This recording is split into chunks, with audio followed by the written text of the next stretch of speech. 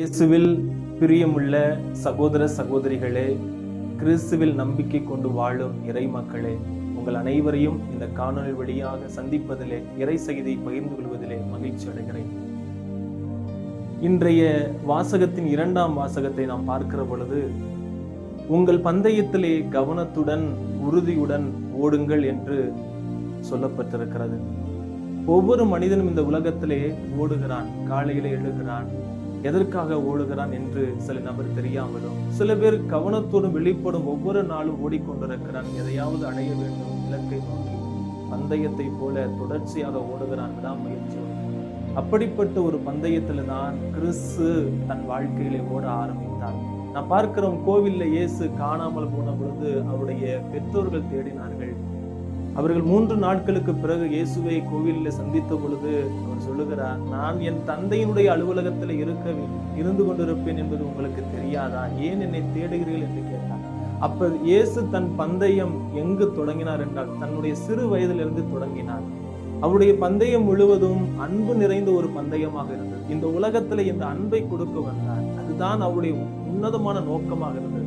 அந்த பந்தயத்திலே கிறிஸ்தவர்களாகிய நாமையும் ஓட வாழ அழைக்கிறார் இன்றைய நற்செய்தியின் வழியாகவும் இன்றைய வாசகத்தின் வழியாக.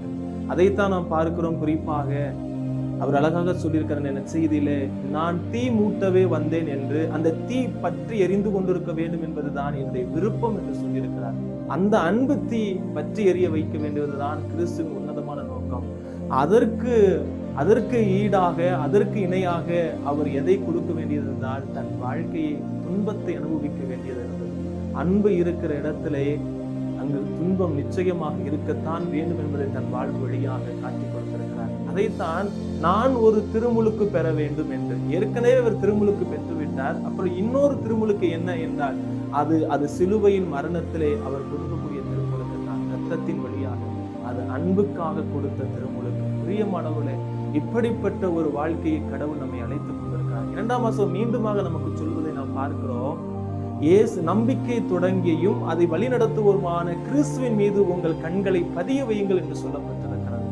அவர் மகிழ்ச்சி நிறைந்த அந்த வாழ்வுக்காக துன்பங்களை ஏற்க தயாரானார். அதனால் தந்தையின் வலப்பக்கத்தில் இருக்கிறார்.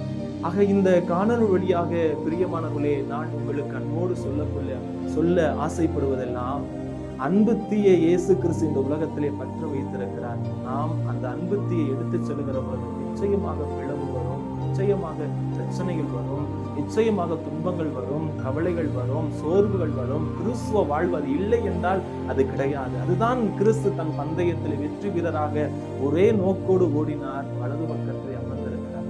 ஆக இந்த நாளிலே பிரியமானவர்களே, அந்த அன்பு தீயை ஏற்கனவே கிறிஸ்து பற்ற வைத்து விட்டார். நாமும் சுமந்து சொல்வோம், துன்பங்களை ஏற்க தயாராகுவோம். வாழ்க்கையிலே நிச்சயமாக நாம் மீண்டு பெறுவோம். ஆமென்.